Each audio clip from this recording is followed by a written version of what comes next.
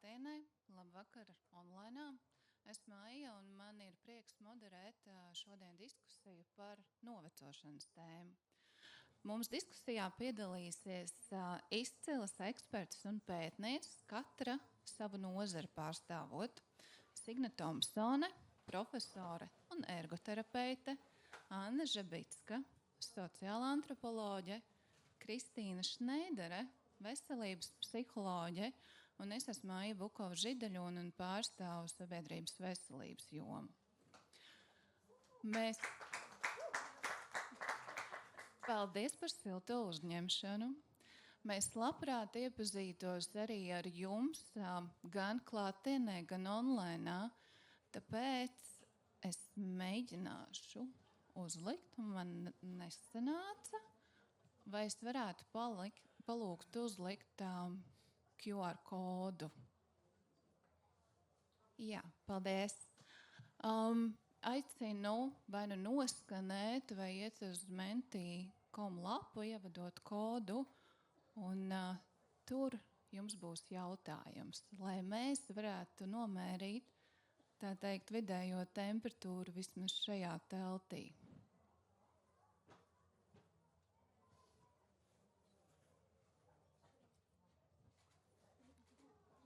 Vai mēs varam palūgt parādīt rezultātus?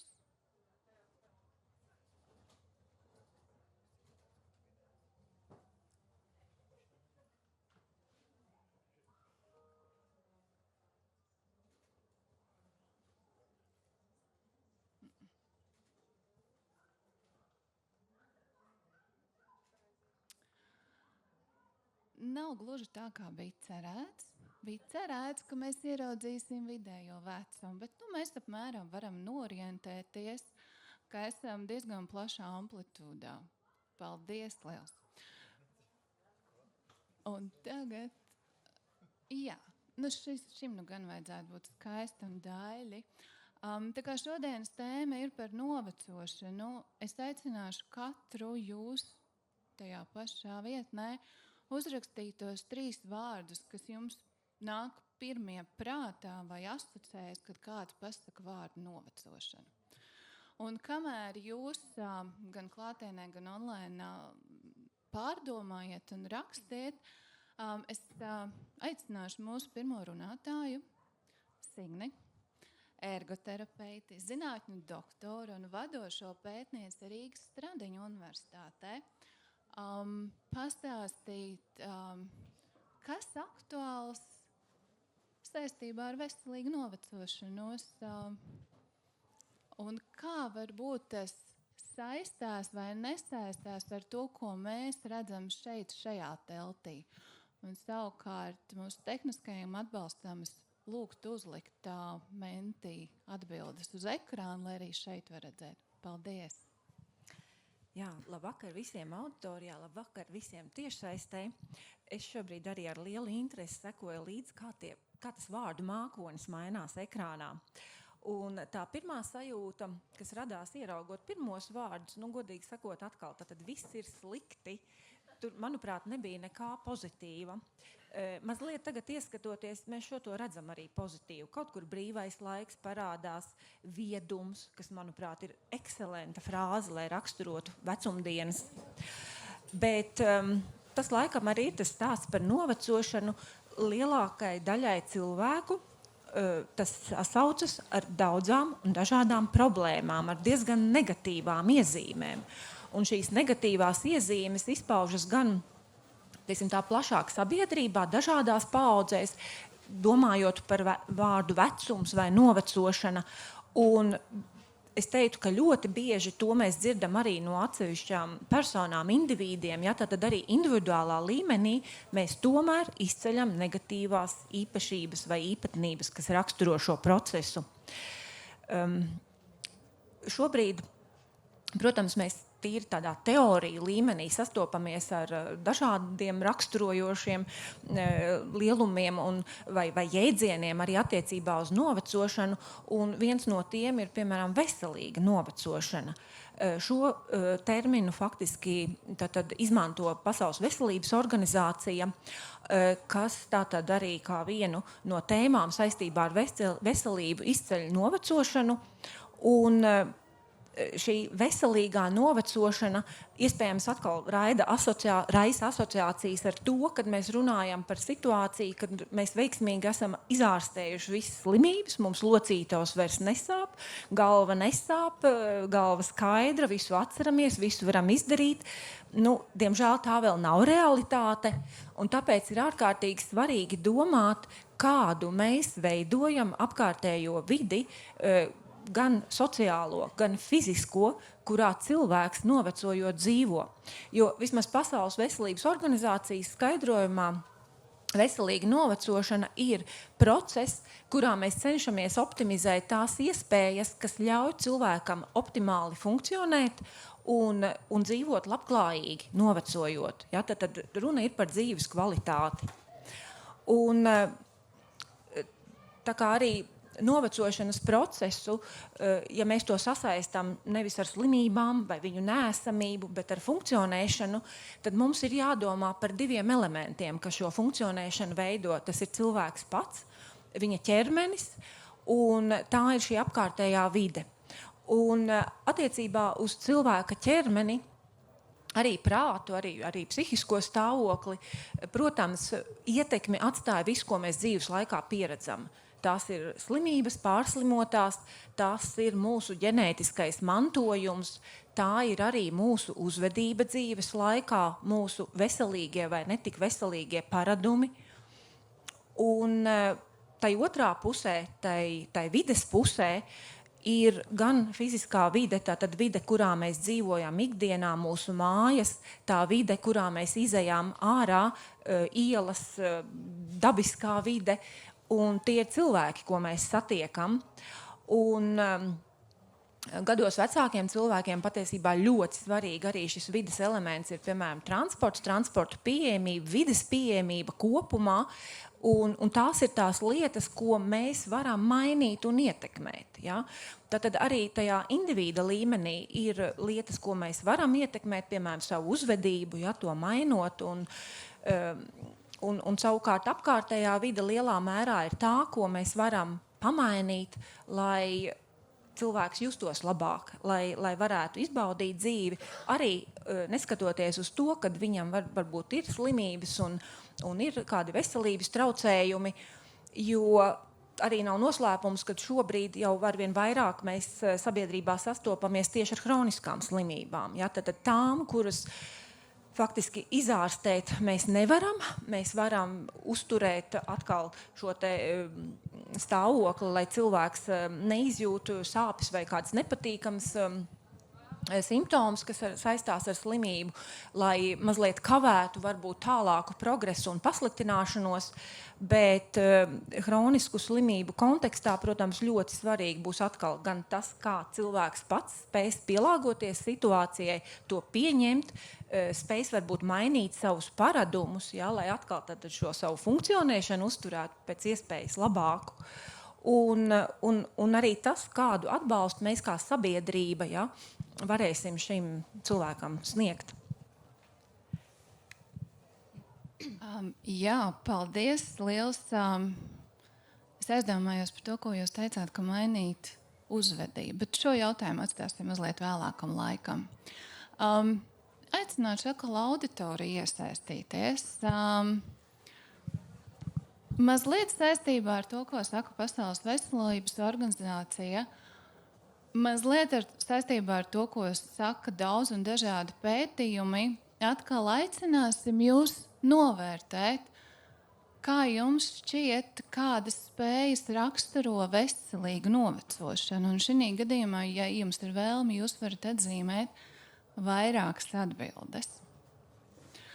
Un kamēr tas ritenis griežās uz rīņķi, es aicināšu mūsu nākamo runātāju, Annu Žabicku, sociālā antropoloģija, ar specializāciju novecošanās, rūpju, radniecības, nāves un miršanas, medicīnas un veselības antropoloģijā. Anna ir doktora grāda kandidāta Vīnes Universitātē un savas disertācijas ietveros pēta novecošanos un aprūpi Latvijas pēdiņās izmirstajošos laukos. Un jautājums, ko tad rāda, kas notiek mūsu laukos? Un vai mēs varam kaut ko no tā iemācīties? Paldies. Es uzreiz teikšu, ka es varētu būt tā skeptiskākā dalībniece, bet arī manu skepsi ir jāskata ar zināmu skepsi.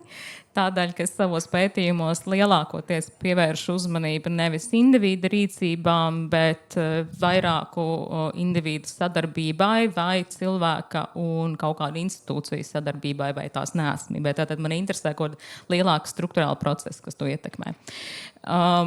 Un tas mans fokus ir tieši sociālās aprūpes centri, ja tautā mēs saucam par pansionātiem bieži vien. Man liekas, ka un tas, ko nozīmē dzīvot mazā lauku pansionātā, dzīves nogalē. Man liekas, ka tas, ko es mēģinu caur savu darbu pateikt, un tas, ko mēs neieraugām, ir, mēs parasti skatāmies uz šīm institūcijām arī tādā politiskā un rīcība politikas līmenī, kā tikai vienīgi, tur resursus patērējoši. Ja? Mums ir grūti ar to budžetu, jo mēs novecojam, un tas pansionāts ir tāds, tā esence tam, tā ir visai mūsu nelaimē, tā ir Latvijas nākotnē, ja, kas izsīks tam, ka tie cilvēki, kas mums ir jāuztur un tā tālāk. Un attiecīgi mēs palaižam garām, ka patiesībā tur dzīve notiek. Ja. Tajā pirmajā aptaujā, kur jūs likāt, kur bija grumbas un nespēks, viens bielets arī seksa nav. Jā, te kaut kur viņš te peld, ja. Un daudziem seks nav arī jaunībā, vai ne? Un varbūt pilnīgi otrādi. Es nodzīvoju Covid laikā gadu pansionātā, un ticiet man, vismazāk seks tur bija man. Tā kā tas varbūt arī pilnīgi otrādi. Ja? Un, proti, ir tas dažreiz prasa kaut kādu citu fokusu, kā paskatīties uz to, ka jā, ir grumbas, ir slimības, ir nespēks, bet ir arī šausmīgi labs humors un ļoti daudz joku. Un tie joki bieži vien ir tādi, tādi riktīgi asēju, reflektējot tieši par to dzīves gājumu, kā piemēram, es atļaušos citēt vienu viņai bija 90 gadi, kad mēs iepazināmies. Un viņa bija tāda rītīga, tāda melna humora. Viņa ir izsūtīta uz Sibīriju 2 reizes. Otro reizi tāpēc, ka padomju valdība kļūdījās viņu atsūtot atpakaļ kā bērnu. Viņa izlaboja savu kļūdu, aizsūtot viņu otro reizi. Un, kad viņi man stāsta tā. Viņa saka, Andiņa, zini, bija tā. To otru reizi, kad man izsūtīja, es tev teikšu tā bija viena smalka braukšana. Ļoti labi. Es tur biju kopā ar visiem tiem politiskajiem ieslodzītajiem. Tēvu man nošāva tur jau pirmajā reizē, tas neskaitās. Ejam tālāk, laba braukšana bija. Es saku, paga. Es saku, ko nozīmē? Tur tēvu nošāva, tas neskaitās. Viņa saka, tas bija tik ļoti sen, ka es nevaru visu mūžu tā kā vilkt to līdzi. Ja? Un tas viņas humors bija tieši balstīts tajā garajā dzīvē. Līdz ar to, tas, ko es ar šo stāstu gribu pateikt, viens tas fokus, kā mēs skatāmies, un par spīti tam viņai sāp maliņas un ir grūti kustēties, bet viņas humors un tas, kā viņa, piegāja ikdienas dzīvē, bija kaut kas fenomenāls. Un otrs ir pati šī institūcija, tas pansionāts, ko es minēju, uz kuru mēs parasti raugāmies kā uz vietu, kur viss ir drūmi un slikti. Un bieži vien es negribu arī tādu glazūriņu pa virsu. Ja? Ir arī drūmi, un ir arī slikti, un ir arī grūti. Bet tā nav tikai vieta, kas izsūc līdzekļus, bet patiesībā tajos izmirstošajos laukos iedod ļoti, ļoti daudz dzīvības. Un tas varbūt kāds, kurš ir, ekonomists un var pateikt kaut vai mūsu politikas veidotājiem, ka, lai arī cik atžgāni varbūt tas izklausītos, tas, ka tajos tukšajos vai tukšojošajos laukos, arī, ko mēs saprotam ar tukšumu, visu laiku ienāk cilvēki caur to pansionātu kaut kādā veidā rotē, nodrošina ļoti daudz dzīvības. Un tā ir mūsu problēma, ka mēs to dzīvību neredzam. Lai gan realitātē tur bieži vien viss kaut kas notiek, tikai citā perspektīvā. Jā, paldies. Liels arī mazliet par realitātes devu. Un es domāju, tas, ko Anna teica, cieši sasaucās ar to, ko Signe minēja par vidi, par vides nozīmi. Jo vide jau ir daudz plašāka. Tā nav tikai fiziskā vide vai līdzena grīda. Tie ir arī cilvēki apkārtās sajūtas un iespējas socializēties. Un, jā, tagad pēc plāna vajadzētu tikt uz priekšu. Un mēs varētu palūgt arī šeit mentī zālē.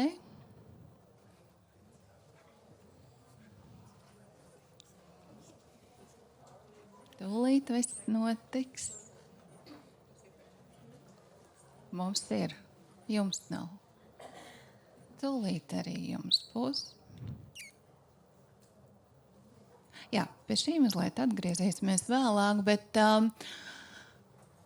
mēģiniet atcerēties savu 5 gadu vecumā. Cik vecs bija cilvēks, kuru jūs uzskatījāt par vecu?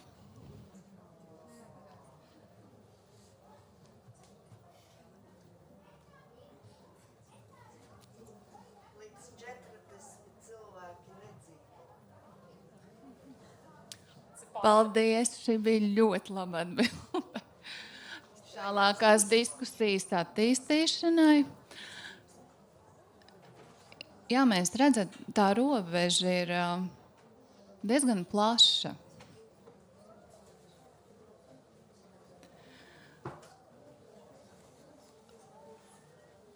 Vizuāli mēs redzam, ka tā ir cilvēki, kas, jā, vairāk jaunus cilvēkus. Es domāju, mēs šobrīd viņus uztvertu kā jaunus. Es runāju šobrīd par savu vecumu, pieturoties pie 40, vairs līdz 40 īsti nedzīvo. Un ir arī tas otrs skalas gals. Un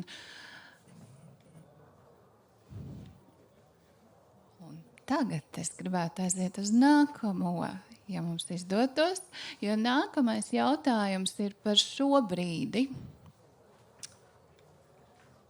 Jā, šobrīd, šeit un tagad. Kādu vecumu jūs definētu kā vecumu?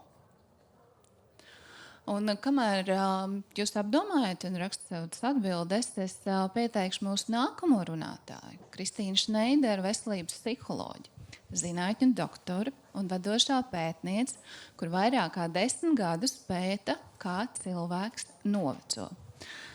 Un meklē atbildes uz jautājumiem, tas viegli vai netik viegli, ātri, netik ātri. Un man ļoti patīk šis Kristīnas teiciens, citāts, ko jūs varat arī atrast tā lampas mājaslapā. Domā lēni nozīmē atteikties no ilūzijas par tūlītējām atbildēm. Un iemācīties būt ar jautājumu pat tad, ja tas ir neērts vai neskaidrs. Kā izdodas atbildēt uz šo jautājumu pašai un kā sasaistīt ar šodienas tēmu? Šitie ir tie āķīgie jautājumi, par kuriem nekad nepabrīdina.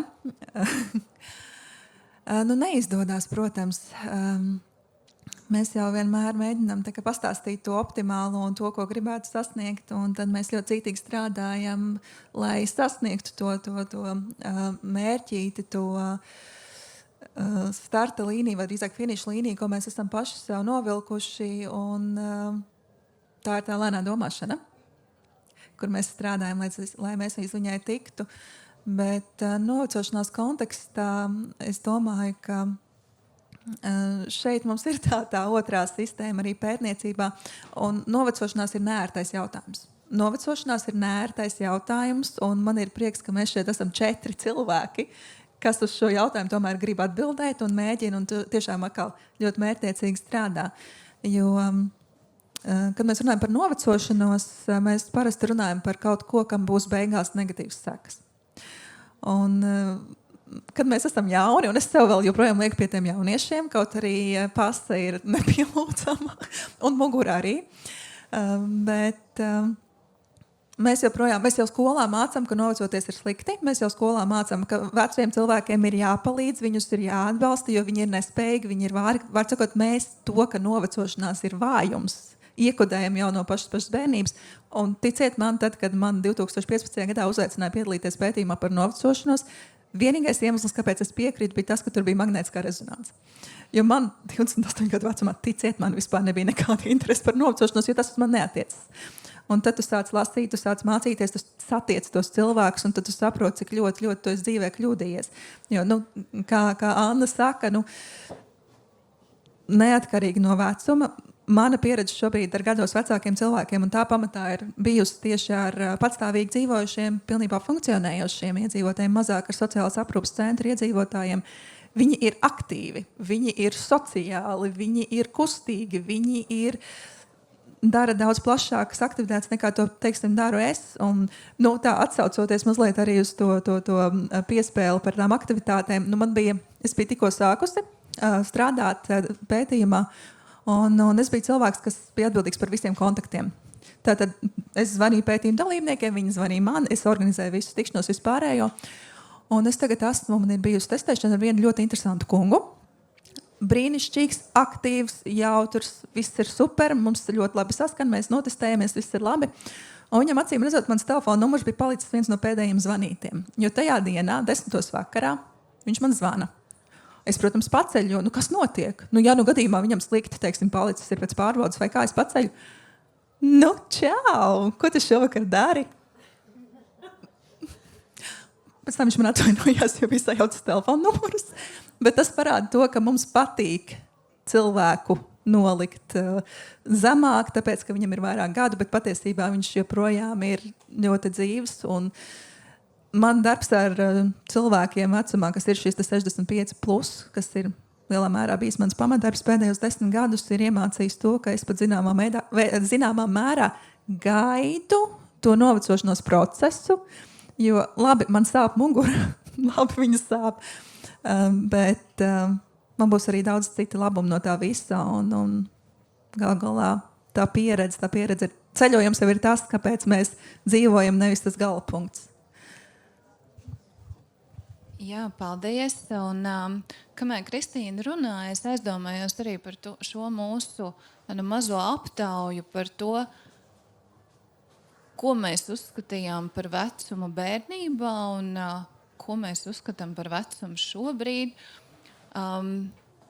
Pētījumi rāda, ka tā izpratne, vai definējot, kas ir vecums, ir atšķirīga starp dažādām vecuma grupām un patiesībā arī starp dažādām paaudzēm. Un, jo jaunākas paaudzes, jo tālāk tā definīcija par vecumu tiek atvirzīta. Tā kā lielā mērā tas ir saistīts ar mūsu izpratni, viedokli par to, kas ir vai nav vecums un kas ir tas, ko mēs saliekam kopīgā kastītē. Kristīna nepieminēja vai mazāk pieminēja savu pētniecības tēmu. Tāpēc es pajautāšu, es ceru, ka šis nebūs tik pārsteidzošs jautājums. Cik zinu, tavu pētniecības saistīta tā vienkāršākiem vārdiem sakot, prāta skaidrību. Pretēji. Es sāku ar prāta skaidrību, un tad es aizgāju uz to, kā izvērtēt, ka prāts ir neskaidrs. Žēl, ja es būtu jautājusi, kā tad saglabātos prāta skaidrība, bet var jau pajautāt pretēji, kā tad izvairīties no tā pretējā virziena?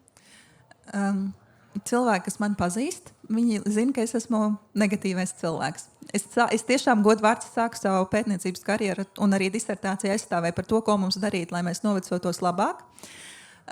Tieši kognitīvajā rakursā, un tur, protams, ir visi stāsti par izglītību, par nodarbinātības nozīmi, par sociālajām aktivitātēm, par fiziskajām aktivitātēm, un, teiksim, tāds pētījums, ko es mēģinu šobrīd saņemties nopublicēt, man šobrīd tieši rāda to aspektu, ka mūsu sociālās attiecības un sociālo attiecību kvalitāte ir viens no tādiem būtiskajiem rādītājiem saistībā ar mūsu kognitīvo veselību. Ja mēs tradicionāli tiešām līdz šim esam skatījušies uz to, ka ja tev nav tā augstākā izglītība, tad viss slikti LV, tad šobrīd tas, ko mēs patiesībā redzam, ir, ka tā izglītība ir viens no mēriem. Un jautājums ir mazāk par to, kāda tev ir izglītība, bet vairāk par to, cik tu biji ieinteresēts sevi darbināt, cik tu biji ieinteresēts gūt jaunas pieredzes, cik tu biji ieinteresēts būt aktīvs gan sociāli, gan kognitīvi.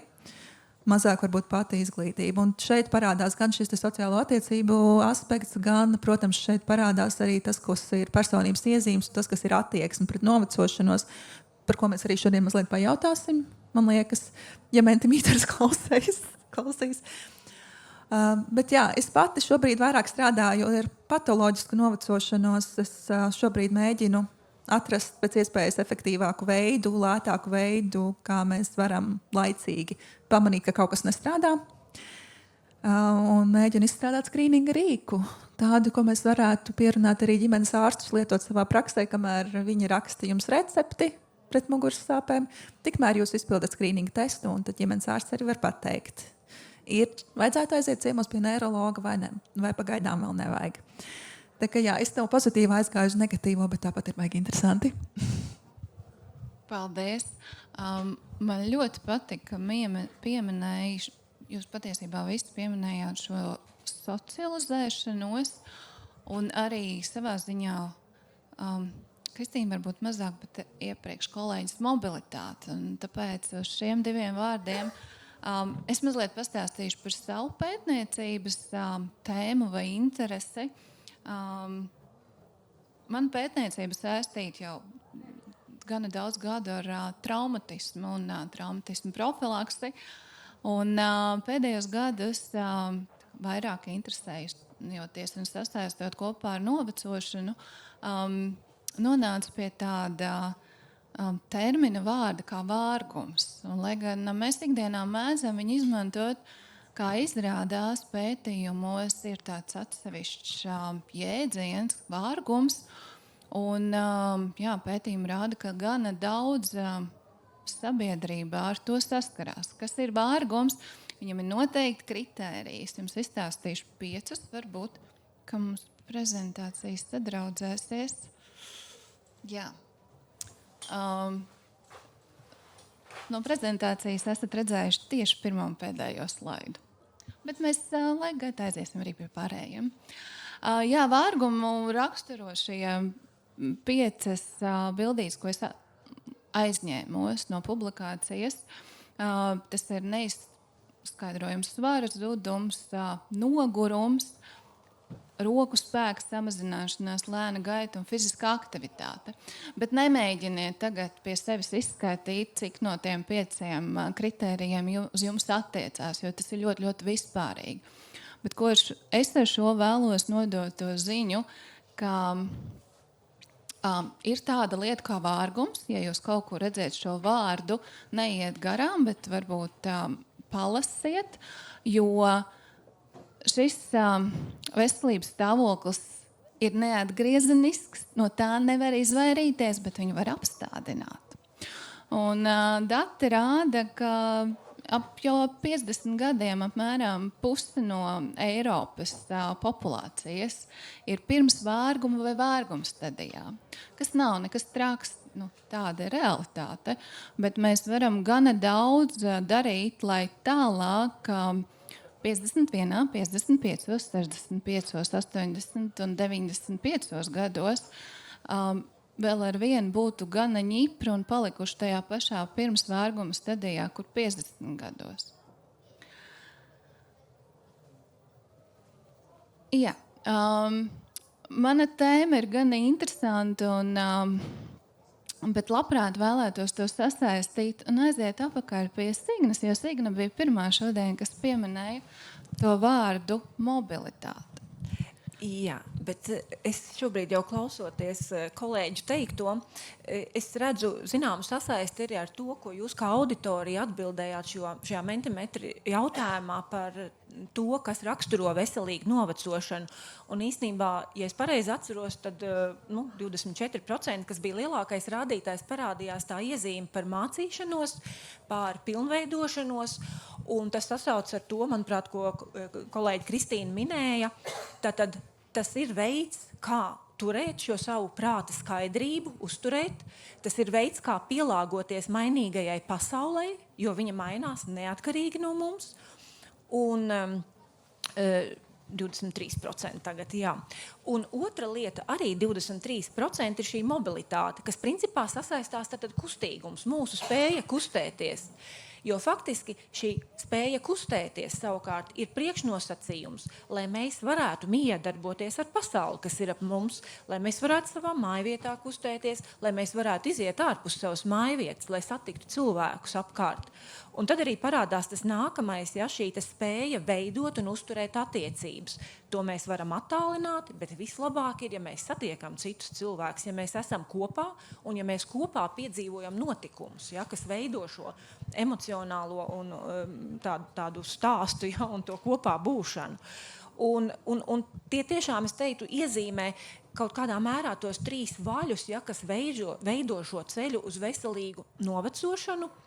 Un tai pašā laikā mums ir jāsaprot, ka arī tātad šis jautājums par to diapazonu, kad ir cilvēks vecāks. Jā, mēs varam orientēties uz šo chronoloģisko vecumu un teikt, tur 50, 55 plus, tātad tur jau sākas, tur ir pārmaiņas organismā. Bet arī, ja mēs izmantojam šo chronoloģisko vecumu, mums ir jāsaprot, ka katrā vecuma grupā tas funkcionēšanas stāvoklis cilvēkiem būs ārkārtīgi atšķirīgs. Ja? Tad tas, kas raksturo novecošanu, manuprāt, viens spilgts vārds ir dažādība. Un mēs nevaram visus mērīt ar vienu lineālu. Ja? Tad mums ir jābūt šai individuālai pieejai un izpratnei par to daudzveidību. Ja? Un ja mēs domājam par to spēju optimizēšanu, ja, kā tad veidot tos nosacījumus, lai cilvēki novecojot piedzīvotu labāku dzīvi, mums ir jādomā par šīm dažādajām vajadzībām, par šo daudzveidību. Tātad mums ir jārada iespējas cilvēkiem mācīties, iegūt jaunus iespaidus, jaunas zināšanas, jārada iespējas, lai viņi var ar šīm zināšanām un savu pieredzi dalīties un gūt jaunas emocijas kopā ar citiem cilvēkiem.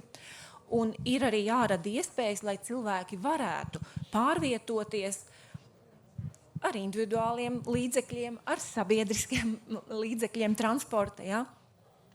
Un varbūt mēs varam pāriet uz to slaidu, kas raksturo tādus dažus faktus no tā, kā tad izskatās Latvijas iedzīvotāji 65 plus, jo faktiski Latvijā, var teikt, ir tikai tāds viens pētījums līdz šim veikts, 2020. gadā publicēti tie dati, jo būtībā Latvijā arī tātad jautājumos par tādiem veselību raksturojošiem rādītājiem ilgu laiku fokus bija uz cilvēkiem darbspējas vecumā. Ja? Tad atkal tas, kādi tad ir mūsu cilvēki gados, tomēr palika lielāks vai mazāks noslēpums.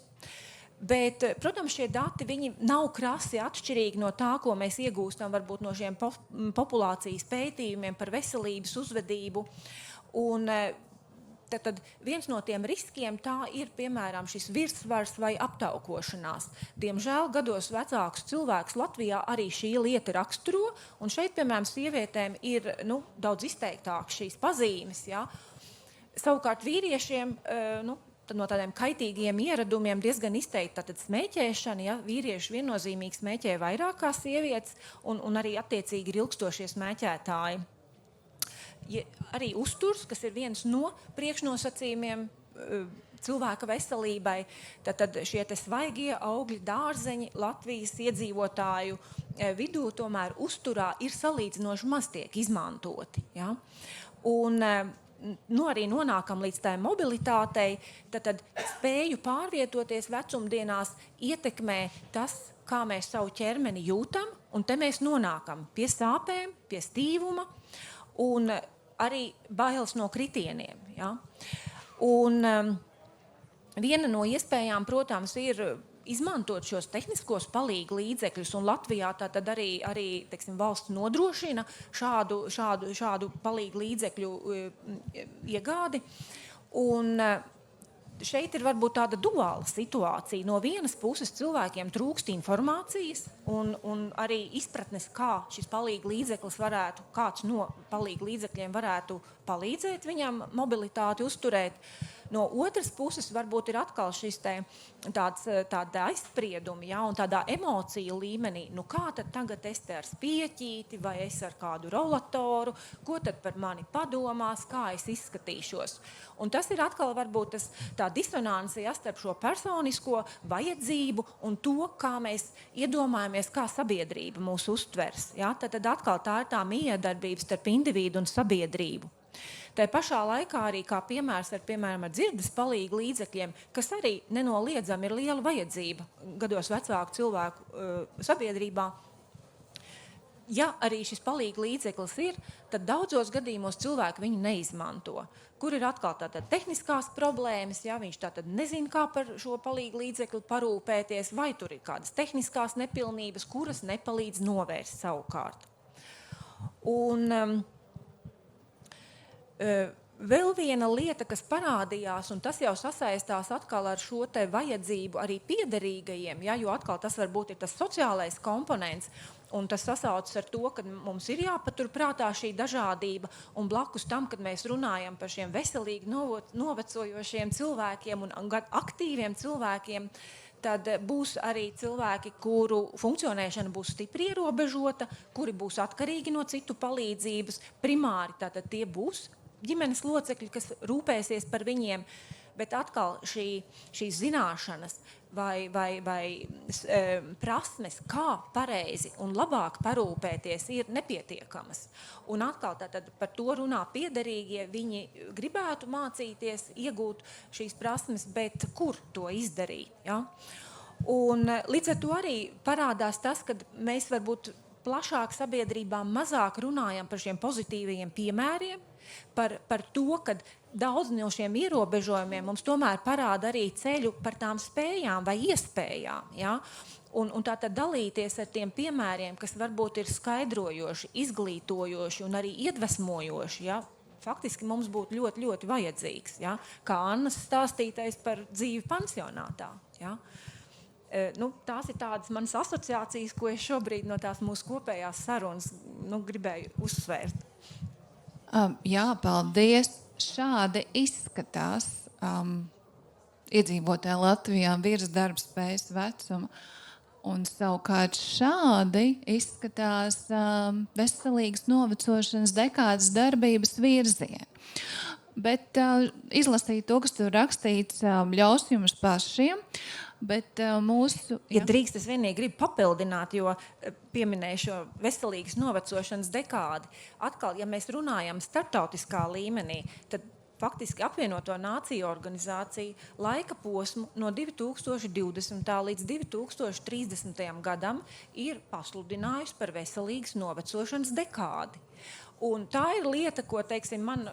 gatavojot nodarbības studentiem vai meklējot teorētisko materiālu pētnieciskajām darbām, es esmu diezgan daudz skatījusi, pētījusi. Tā pašā laikā, ja es to attiecinu uz informāciju Latvijā, es teikšu godīgi, es nekur tā īsti mēdījos, ja, vai kādus politikas dokumentos šo atsauci neesmu ieraudzījusi. Ja? Un šī dekāde, protams, pirmkārt aktualizē vai runā tos jautājumus, ja, kas ir svarīgi, lai cilvēki varētu novecot veselīgi. Un te ir varbūt arī tie darbības virzieni iezīmējas, ja, jo tas ir veids, kā mēs redzam un domājam par cilvēkiem gados. Tālāk tātad ir šī vecumam draudzīgās vides radīšana un uzturēšana. Tad arī tas skar veselības aprūpes sistēmas, jo būtībā gan veselības, es teiktu, arī sociālie pakalpojumi, viņi ir jāveido tādi, lai viņi atbilst cilvēku vajadzībām. Un tātad, jā, tas ir par šo sistēmu pārveidi. Un attiecīgi dekāde ietver gan šos informatīvos materiālus ar šiem labās prakses piemēriem, tad tās ir pētījumos balstītas zināšanas, tās ir prakses, kuras pasaulē jau sevi ir pierādījušas un parādījušas labus rezultātus. Un mērķis jau ir viens – veicināt šīs pārmaiņas politikas līmenī, lai arī tātad cilvēki reāli sajustu to, ka tā vide ap viņiem mainās. un vide kļūst tāda, kas viņiem palīdz visos dzīves posmos. Ja? Jā, paldies. Jā, mums ir 4 virzieni, kuros tiekties gan starptautiski, gan šeit Latvijā. Un klausoties, ko jūs stāstījāt katra, es aizdomājos, kā mainīt sabiedrības skatījumu uz novecošanu. Varbūt ir kaut kādas lietas, ko nemaz nevajag mainīt. Tā skatījies uz mani, es sapratu, ka man laikam ir jāatbild. Jā, es kā reiz arī skatot šo te 10 gadus šos te mērķus, aizdomājos par to pirmo punktu. Jo pirmais punkts ir ārkārtīgi būtisks, lai mazinātu ne tikai eidžismu kopumā, bet arī uz sevi vērsto eidžismu, kas ir viena no lielajām problēmām. Un es nezinu, varbūt tagad ir tas brīdis, kad mentimeteru varam uzlikt. Varbūt, jā. Kamēr viņš varbūt uzliekas, tā viena no lietām, par ko mēs nerad domājam, ir tas, mēs stāstam, mums ir jākustās, mums ir jāēd pareizi, mums ir jāiet socializēties, mums ir jāmin krustvārdu mīklas, jādara vēl visas tās 500 šausmīgi pareizās lietas. Bet mēs to visu nevaram darīt, ja mūsu pārliecība par šo ir, ja mūsu pārliecība par novecošanos ir, ka tāpat galā būs slikti.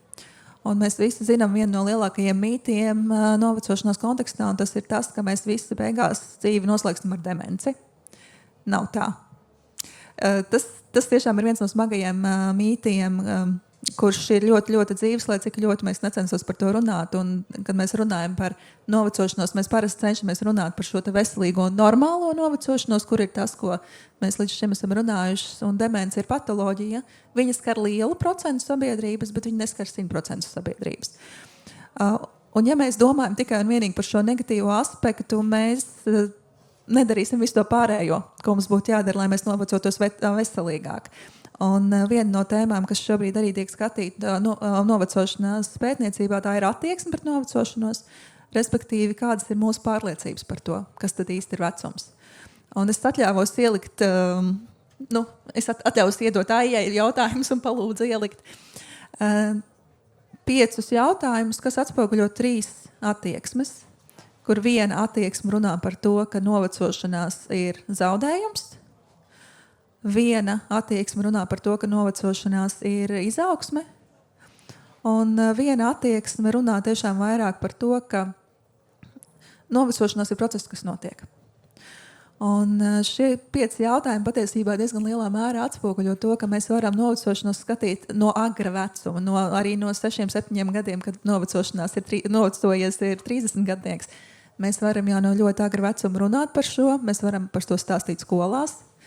Mēs varam veidot grupas sadarbības, kur cilvēki, man ļoti nepatīk tas darbnespējas vecums, tas šausmīgi nesmuki izklausās, bet šie cilvēki no šīs vecuma grupas, kur viņi tiešām var satikties ar jauniešiem, ar pusauģiem un redzēt, ka nav tā, ka tikai kuiņa, kuprītis un sirmi mati, bet īstenībā tur ir reāls dzīves cilvēks, kas ir ļoti aktīvs, ļoti spējīgs un joprojām spēj dot savu ieguldījumu.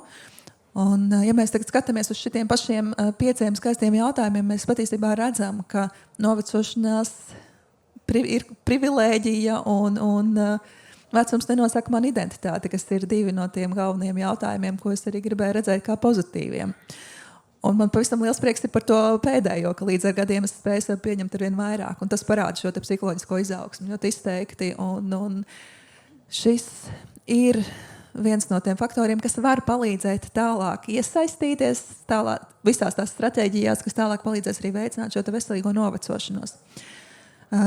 Jā, laikam ar šo visu es gribēju pateikt to, ka vajag domāt mazliet pozitīvāk par šo visu procesu. Stāstam saviem bērniem, stāstam saviem mazbērniem, rādām ar piemēru saviem bērniem, mazbērniem, studentiem, jaunajiem kolēģiem, ka tas, ka ir mums matos, nenozīmē, ka ir viss. Jā. Paldies! Un man liels prieks, ka mūsu mentīmīter ir atdzīvojies. Un paldies liels visiem, kas piedalījās aizpildīšanā, jo šis bija tas, ko es gribēju ieraudzīt un nezinot, kas būs. Kāda ir tā atšķirība starp dažādiem vecumiem? Protams, mums nav šobrīd 5 gadi, bet iedomāsimies, ka ir. Tad vecums ir šis. Cik daudz mēs no tam atbilstam? Un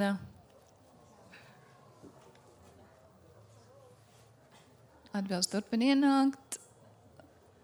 Es labprāt aizietu vienu slaidu, vienu mentimeteru uz priekšu un parādīt atšķirību.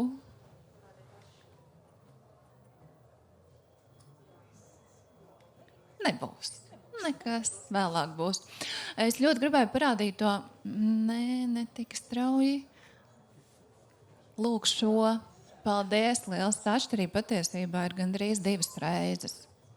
Viela pārdomām. Un šī brīdī es gribēju Annai atkal pajautāt, jo izmirstošie lauki, man tomēr gribas likt viņus mazliet pēdiņās. Viņi ir pēdiņās. Jā, arī runā uzsvērt, ka tas ir pēdiņās. Izmirstošie lauki paši par sevi ir saistīti ar stereotipiem. Novecošana, jā, arī pētījumi rāda, ir saistīti ar stereotipiem.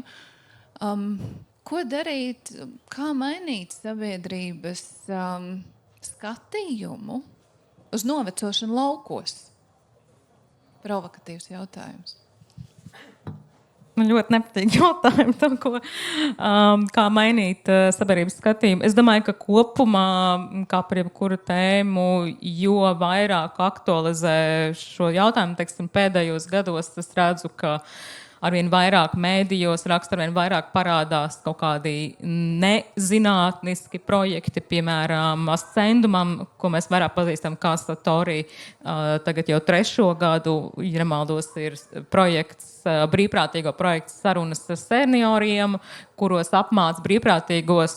Es piedalos arī šajās viņu mācībās, un tad mēs sūtam brīvprātīgos uz dažādiem pansionātiem, kur viņi brauc vairāk mēnešu garumā un iepazīst cilvēkiem.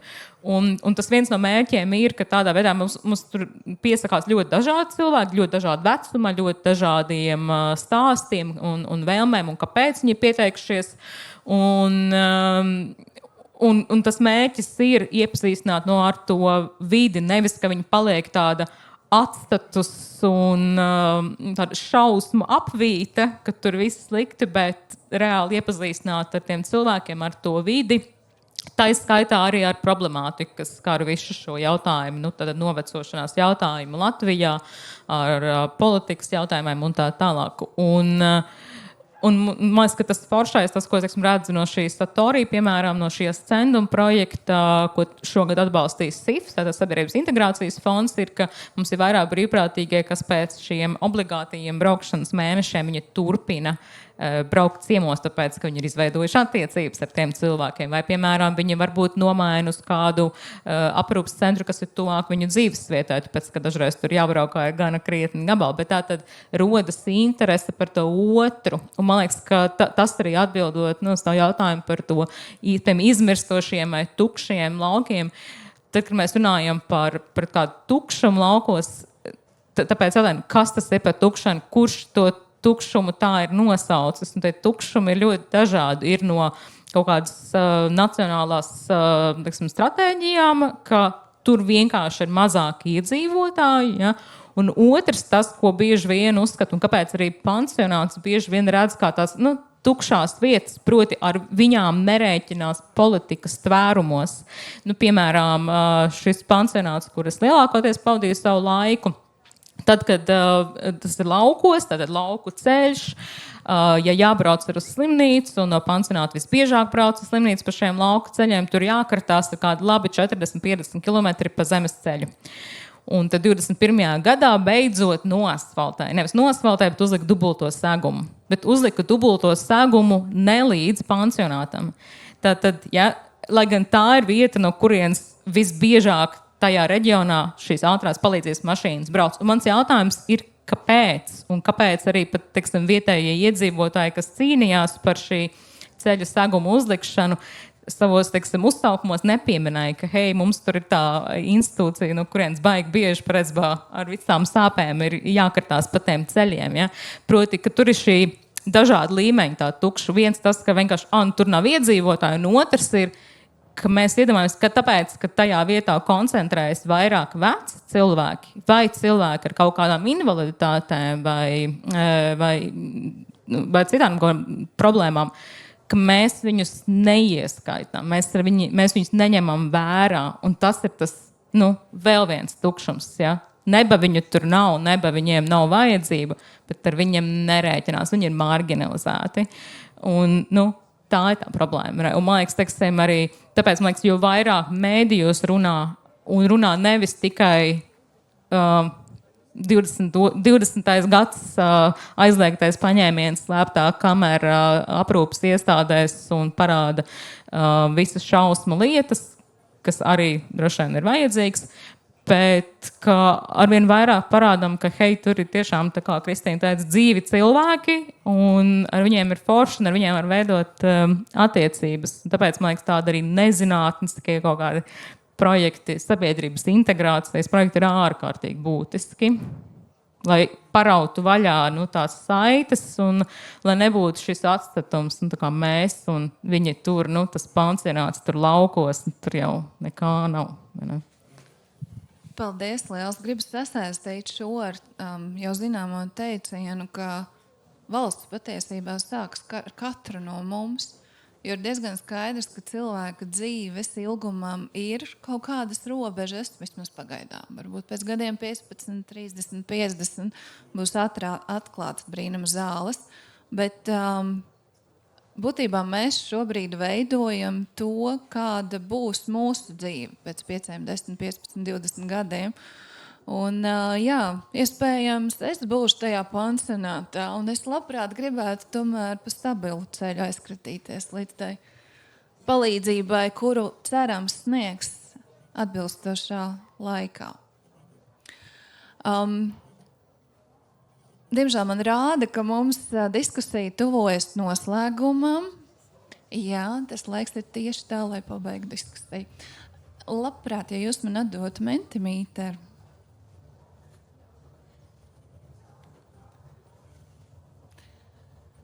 Kamēr mums risinās, es gribēju aicināt mūsu kolēģis apdomāt vēl tādu pēdējo jautājumu. Pirmkārt, vispirms uzdošu jautājumu auditorijai, atkal klātienē un online. Kā jums šobrīd ir tās sajūtas? Kā jūs jūtaties šodien, šeit un tagad? Protams, Lampas festivāls ir brīnišķīgs. Tas varētu būt kā tāds pozitīvs blakus efekts. Bet savām kolēģiem es gribēju uzdot jautājumu. Aicinu apdomāt un vienu vārdu vai frāzi, bet vēlams ne garāku par 3 vārdiem. Ko jūs ieteiktu izmantot komunikācijā, sarunās, runājot par novecošanu?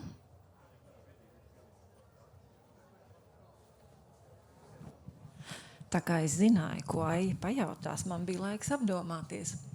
Un ir dažādas man versijas, bet es laikam palikšu pie tādas, kā spēja mainīties un pielāgoties. Jo novecošana, tas ir process, tas ir pārmaiņu process, un šīs pārmaiņas pirmkārt jau jāpieņem, teiksim, mums pašiem kā individiem, un ja mēs to spēsim, mēs spēsim saprast arī citus. Un tāpēc mums ir jāspēj mainīties, un mums ir jāspēj pielāgoties. Paldies! Mums 2. Viens ir dažādība, atsautoties arī, ko Signe teica, ka tā novecošanās pieredze ir ārkārtīgi dažādas. Un tas, ko diemžēl mēs bieži redzam, ir, ka mēs mēģinām viņus savāstināt tādā lielā homogēnā masā. Tie visi 65 plus, jā, lai gan tās pieredzes ir ārkārtīgi dažādas. Līdz to domāt, tad, kad mēs runājam par novecošanos vai gados vecākiem cilvēkiem, ka viņi parasti ir ārkārtīgi dažādi, dažādām interesēm, dažādām pieredzēm, dažādiem dzīves gājumiem, dažādām atbalsta iespējām, dažādiem ekonomiskiem faktoriem, dažādām sociālām saitēm un tā tālāk. Un otrs ir frāze arī ļaut būt, un es to domāju tieši zināmā mērā tās veselīgās novecošanās skatu punktā, jo, lai arī mēs te katrs, kad sakām to veselīgo novecošanos, mēs, protams, saprotam, ka tas ir pēc katra paša labbūtības mēriem, ko katram kā atsevišķi mums nozīmē novecot veselīgi, bet, diemžēl, tad, kad tas tiek ielikts kaut kādos rīcību politikas dokumentos, tā dažādība bieži vien pazūd. Un tad mēs sākam runāt par tādu, ka mūsu tautā ir jānoveco veselīgi, un tad tur parādās tā diezgan konkrēti kritēriji. Un, protams, ka mēs varam tiekties un mēs varam aicināt cilvēkus nodarboties ar sportu, ēst augļus un dzīvoties aktīvi. Tajā pašā laikā man ir arī bieži sāpīgi redzēt, ka kaut kādas atšķirīgas pieredzes vai vēlmes, cik ļoti viņas neiekļaujas tajā narratīvā par to veselīgo novecošanos, un viņas tiek attiecīgi ignorētas no sērijas, ka bieži vien, teiksim, šīs kaut kādas vadlīnijas vai idejas par veselīgu novecošanos paņem tā ļoti tā brutāli. Arī tagad, ja mēs jums nodrošinām kultūras pasākumus vai kaut kādas pulciņus, tad visiem ir jānāk. Un ja kāds atsakās, viņš neiekļaujas tajā diskursā par to veselīgo novecošanos, viņš tur burkšķis, viņam aliņu patīk iedzert, un viņš grib pīpēt. Un man dažreiz grib teikt, bet ļauj, lai viņš iedzer to alu un lai viņš burkšķi un lai viņš neatnāk arī. Jo varbūt viņam vispār nepatīk nekas no tā, ko viņam piedāvājas. Proti, ka tā dažādība un tā ļaušana arī būt, lai tas nepārvērš par tādu morālo projektu. Es arī zināju, ka Aija šo jautājumu uzdos, bet es viņu ļoti veiksmīgi aizmirsu. Es sēdēju un mēģināju paniski atcerēties, ko es biju izdomājusi. Un man ir brīnišķīgs kolēģis šeit, kuras ir pateikušas jau tādu baigo esenci. Un, laikam tas no manas puses, man nakals to negatīvo, bet man gribas teikt šo te ageismu, šo te devalvāciju, šos riebīgos vārdus, jo ir skaidrs, ka mēs viņus joprojām īstenojam. Un tas, ko mums ir jāspēj darīt, mums ir jāspēj tā vietā ielikt vecumu iekļaujošu valodu. Mums ir jāspēj tā vietā akceptēt faktu, ka cilvēks nevis vienkārši noveco, bet viņš briest, viņš attīst savas kompetences un viņš patiesībā ar katru šo te savu vecumu posmu pāriet vienkārši jaunā nākamajā stadijā, kam nav jāsakrīt ar to stadiju, kurā tu esi šobrīd. Jo tev nav tā brieduma, tad, kad tev ir 20, kāds ir briedums cilvēkam, kam ir 60. Un, laikam, tad es mainu savus atslēgas vārdus uz briedumu. Jā. Ja drīkst, man ārkārtīgi patīk, es varētu teikt visiem cilvēkiem, ka es nevis novecoju, bet es briestu. Vienkārši visu laiku es briestu un kļūstu tāda labāka. Es tagad ar sitienu nevaru atcerēties, bet es dzirdēju arī tekstu par to, ka kļūst viedāks. Nevis noveco, bet kļūst viedāks. Jo tas ir loģiski. Kā mēs savādāk varam iegūt daudz zināšanas? Tam ir nepieciešams laiks. Bet mani pāris vārdi turpmākai komunikācijai būtu, vai saziņai, runāšanai par novecošanu būtu novecot labi vai novecot kvalitatīvi. Jo ir diezgan skaidrs, ka mēs visi novecosim šā vai tā. Un visdrīzākais jau pašmērķis nav dzīvot ilgi, drīzāk mūsu pašmērķim vajadzētu būt dzīvot labi. Kā mēs tajā jūtamies, kā Anna teica. Iespējams kāds vārgs saistībā ar manu tēmu. Iespējams kādas kognitīvas, varbūt lielākas vai mazākas. Mēs pozitīvi. Nebūs kaut kā. Viss veseli, viss priecīgi, laimīgi. Visiem ir skaidrs prāts. Mana ziņa, ko es gribēju nodot, bija tā, lai vai kā, bet mēs novecosim labi. Jo to rāda mūsu arī jau pēdējā ļoti, ļoti mazā aptauja, ka lielākā daļa no tiem, kas ir aizpildījuši mūsu nelielo aptauju, jūtas jaunāki.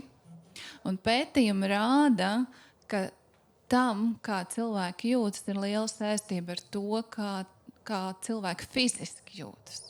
Tā kā paldies par jūsu visu atbildēm. Un man vēl saka, ka man ir 2 minūtes. Super! Tāpēc mēs izmantosim pēdējās pāris minūtes jautājumiem vai refleksijām vai pārdomām no auditorijas šeit uz vietas. Paceliet roku un es jums iedošu mikrofonu. Kādus jūs vārdus ieteiktu izmantot, runājot par novecošanu?